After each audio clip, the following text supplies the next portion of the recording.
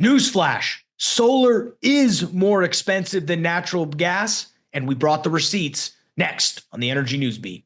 Hey, let's start with our buddies there in Spain. Spain, The Aftermath by Doug Sheridan. Wind and solar are in fact more expensive. This is very critical when you sit back and take a look. Over 55 million people were lost power in Spain in the week since. Doug Sheridan's done a lot of research and analysis. Since solar is the energy source we've modeled the most and argued by many to be most economic form of renewable energy, we decided to work backwards to see if solar capacity factors in 10 European countries. Below are the stats. And he lists out the stats. Boom, boom, boom. Very, very nice. And he goes through in the conclusions. Michael, let me just address the conclusions. Based on a conservative set of assumptions and calculations, the relatively low solar capacity across Europe, we estimate that Portugal, Spain are the only countries in Europe that could come closely economically to justifying generating power from solar rather than gas-fired plants. Wow.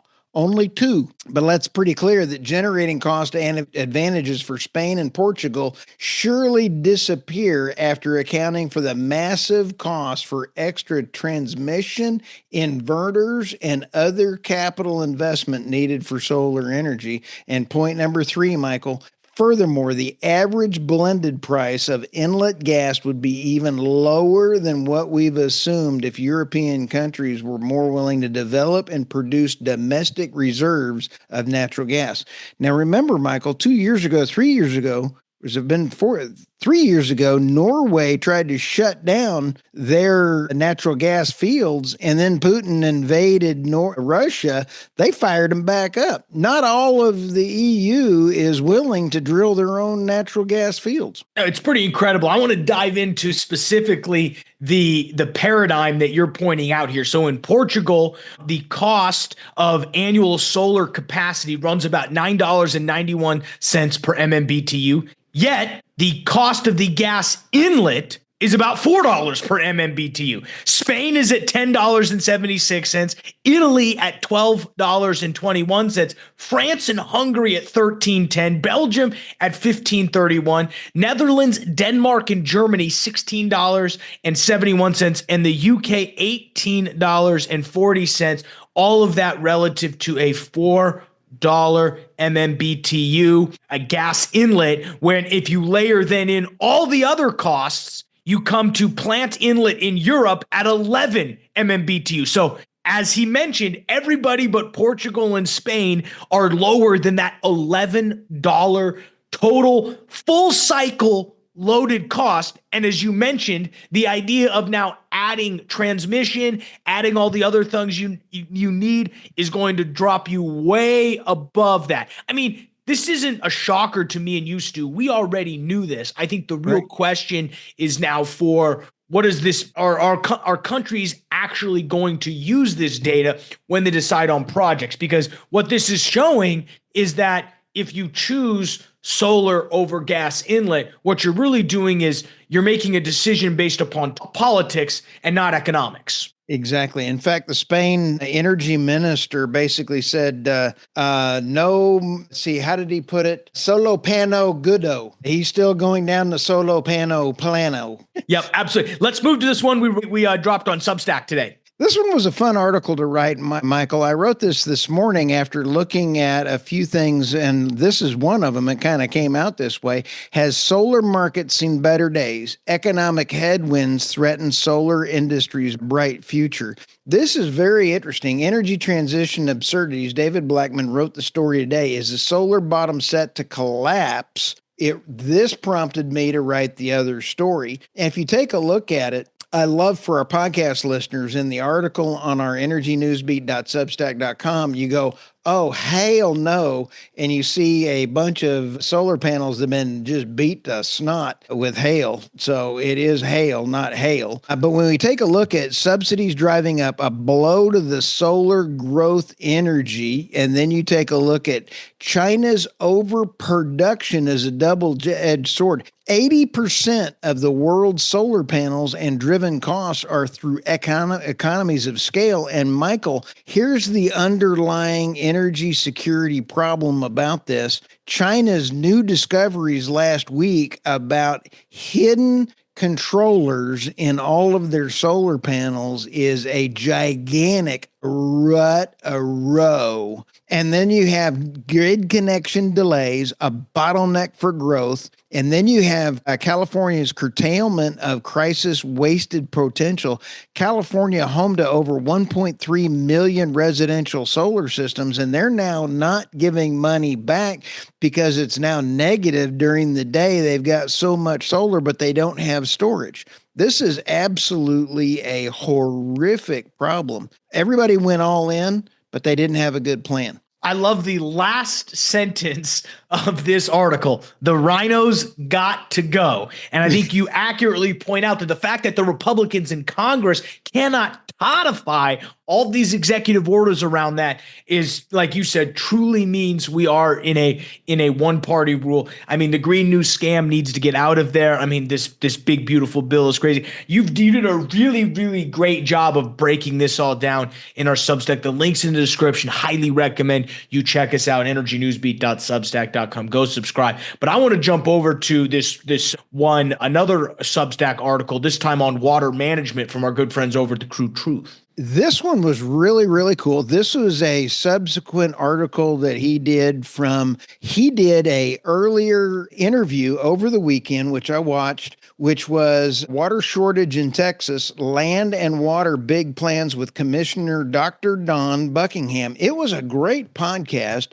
and I did not realize, honestly, how big of an importance the land group that she's in charge of really makes a difference. And we take a look at the byproduct of Permian prosperity is the amount of oil that comes out of this entire thing in the Permian. And the bottom line on this article, Michael, when you take a look at it, is the crude truth is clear. Water, not oil, may dictate the Permian's future, and I firmly believe that innovation, investment, and excellent management will keep the crude flowing.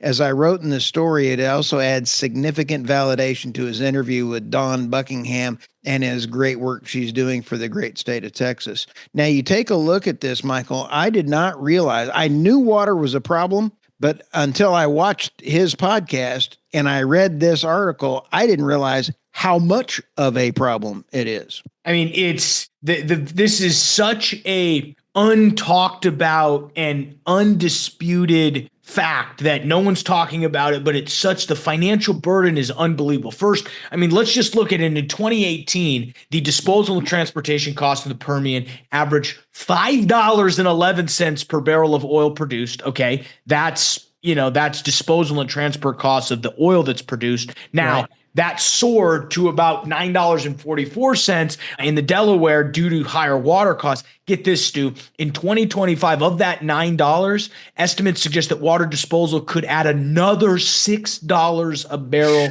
to operators' break-even price. And this, I think, is the most critical piece. That's going to curb potential supply growth by up to 400,000 barrels a day, which, if that's true, that offsets what OPEC is going to add in all this. So it's pretty insane. We've seen freshwater prices for fracking hit all-time highs at $1 to $2 per barrel. And, this also goes into the nature of the FUDs and what's going on with the potential earthquakes out there. I mean, there's a lot to get in here. This is a great article. Highly recommend subscribing to the Crude Truth on energy or on the Crude Truth Substack. So excellent article by him. That was a lot of fun. And let's go to the next story here. World's largest port launches 3 green energy projects. Is this just greenwashing at its finest, or does it have any value? Michael, I wrote this story last night. And when you take a look at the things, cost of establishing green shipping corridors. This is nothing more than a group of really, do you remember the one cartoon with Cartman in it when they were sniffing their own backsides because they were trying to, it was absolutely, they were so full of themselves, they would sniff their own stuff because they thought they didn't stink. This is absolutely the same thing. These are energy policies that are so bad, it is a continuation of this. Let's get down to the bottom line. I want to go through some of these numbers. Consumers will pay more for everything out of creating a green energy corridor and pay more for everything. The real pollution will not be addressed. Until we examine the real pollution through real science, we'll be merely throwing money down the green grift or rabbit hole. That's why the plants love CO2. Earth has had much higher levels of CO2. Humans were not impacting the environment, and CO2 is not the pollutant. Using energy creation sources like energy that create more, that takes more to generate than it is part of the problem. Ammonia, hydrogen, and even fuels like ethanol fall into that category of waste money. What they're wanting to do is qualify different import shipping areas, and they're wanting to use all the equipment using ammonia. I mean, yeah, this is dumb. I mean, that just scares me. I'd rather get, it's like, do you want to get in a car powered by hydrogen or a car powered by ammonia? I'd rather not blow up. So I'm going to take option root, which is walk. And they were so proud of this. They were so elite. They were even doing the Cartman holding their pinky out. It was disgusting. I mean, it's unbelievable. Like you said, they're what's the number one rule of being a drug dealer? Don't get high on your own supply. That's exactly what they're doing right here, as they're drinking their own Kool-Aid. I mean, it's unbelievable what these partnerships are trying. I mean, a green shipping corridor, get out of here. And then take a look at retrofitting existing ships to use green fuels. 10 to 50 million per vessel. I smell a grift here. I smell a grift. Holy smokes. Let's go to this last story. And I am glad that we are taking a look at this. Texas oil companies facing new deadlines to plug inactive wells. Michael, this is an excellent story. I believe this was from the Tribune, texastribune.org. Outstanding article. Give them a shout out. The bill recognizes that once a well has reached the end of its economic life, there's no useful purpose. The owner should be responsible for the plugging and makes this the law in Texas, said Todd Staples, the association president. Hats off to him. Now, here's where it gets a little bit of funny. There's more than 150,000 inactive wells that are in Texas land, regulators estimate. Nearly 8,900 of them have no established owner because the owner has either been bankrupt or no longer exists. Michael, this is really a manageable problem that has been identified. And I applaud the Texas legislator for going after this. You know what the difference between this and the solar and wind farms are? No. There's absolutely not one dime set aside for 79,000 wind turbines in the United States for land reclamation. And that's going to average between 35,000 and 95,000 per well site. That's a lot of money, even by an Oklahoma standard here. That's 95,000 million. That's what you guys get when you go to Oklahoma State right there. No, I love this bill. This, a little birdie actually, dare I call myself a journalist, and I got a source on this a couple weeks ago that this was really coming down the pike. There's a few companies here in Texas that have actually been helping to write this legislation. I want to be specific about what the rules say. So basically what this says was that if you have a well that has not produced for 15 years, you are required to plug it, full stop. Right now, what you have to do is every year that you renew your P4, which is your operator's license, your operator license, every operator has a P4. You basically have to announce how many inactive wells that you have. And based upon that, you are required to plug 10% of them. Well, what they're going to say is that 10% number, you're going to have to plug 10% plus all of the wells that have been inactive for 15 years, which is going to clean up a lot of this abandoned well issue. Now, the issue of abandoned wells, I don't think is meant by this. So I think there's a little bit interesting, but there are over 150,000, as you mentioned, inactive wells here in Texas. Nearly about the difference is 9,000 of them have no owner because the company's either bankrupt or doesn't exist. So there's this interesting orphan well thing is going to have to come into play. There are some loopholes. Their companies can get in and out of this. The part that does worry me a little bit about this bill, Stu, is that it ends up coming up at the end of the day. There are certain provisions that basically say, well, it'll be up to the commission to figure out how they want to enforce the bill. And my issue with that is okay, great. One set of regulators does it this way, new set comes in and does it this way, and you constantly are getting this flow of rules where you need to be hard and fast. It needs to be black and white, in my opinion, and not allowed to shift with the tides a little bit, because it'll be very interesting. So, but I do applaud Texas for going this route, and at least they're trying to clean it up. Oh, yeah. And again, I'm going to reiterate one other fact. The difference between oil and gas, they got a grip on it. Absolutely, guys. All right, let's jump over and cover oil and gas quickly here, guys. But before we do that, let's quickly pay the bills. As always, guys, news and analysis brought to you by energynewsbeat.com. Stu and the team, tremendous job keeping that website up to speed. Hit that description below. All links to the timestamps, links to the articles. You can also check us out again on the world's greatest Substack, theenergynewsbeat.substack.com. We're really putting a lot more time into it, which has been really cool. We appreciate everybody who has subscribed so far. It's one of the best ways to support the show is subscribe to us there. Subscribe to a paid subscription. You get full access to our archive. We have some paid only podcasts that are available, where the only place you can find it is on Substack. And then we are about ready to be rolling out some research reports that I'm in the process, and the team is really in the process of writing. We've got the first one that'll be coming out next week, Why IRR is a Scam. That's a great one, folks. I'd highly recommend checking that out. I've got a lot to say on why IRR is one of the dumbest metrics when it comes to underwriting portfolio projects. And finally, guys, shout out to Reese Energy Consulting for sponsoring the show, guys. ReeseEnergyConsulting.com. They are the midstream experts, folks. If you're in the upstream space and need help with midstream, call them. If you're in the midstream space and you need supplemental work, you need red team analysis, call them, guys. Tell them that Energy Newsbeat sent you. They'll love it, and they'll also get you a great bid on all your work. We love them. ReeseEnergyConsulting.com. And then finally, investinOil.energynewsbeat.com. If you're wondering, as a chief investment officer, family office, how to allocate capital when it comes to the energy space, we have a great ebook that walks through all of the different ways that you can allocate in this space. Sign up for that, and we will get you all that information. Links in the description below, or investinOil.energynewsbeat.com. Let's look at some top line indices, Stu. S&P 500 down about a half a percentage point. Same with the NASDAQ. A little bit choppy today in terms of the markets.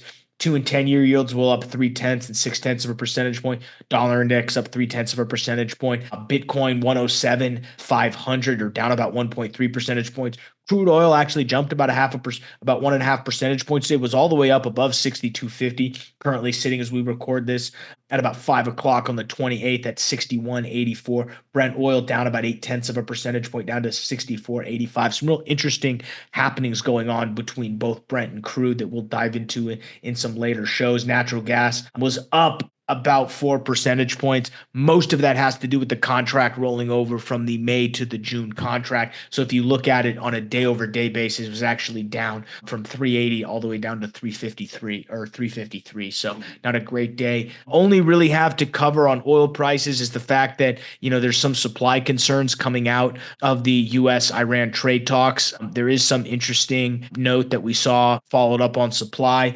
Basically, U.S. has barred Chevron from exporting any Venezuelan crude, which is sort of a change in policy, which is interesting. We also did see that OPEC agreed to leave their output policy unchanged, which was key in backing and really having this oil price spike. We also did see some Canadian wildfires happen that took some Canadian crude offline. So hopefully everybody is there. I think the other thing that we want to point out is that there's another meeting coming up on Saturday, which 8 of the other OPEC countries are expected to decide on an increase in oil price for July. Goldman Sachs, our favorite oil and gas analyst, see basically them keeping production steady. So it'll be very interesting what goes on there, Stu. But that's really all I've got. There's nothing too crazy in the news right now. Like I said, we've got a really great Substack article coming out next week on why IRR is a scam. I've been about halfway through finishing it up, and I think it's going to be great. So highly recommend everybody check us out there. Who do we have coming up this Friday on the podcast? It depends on, we've got Robert Bryce, we've got Doug Sandridge, and David Blackman. That's going to be ready to roll, and we're off and running.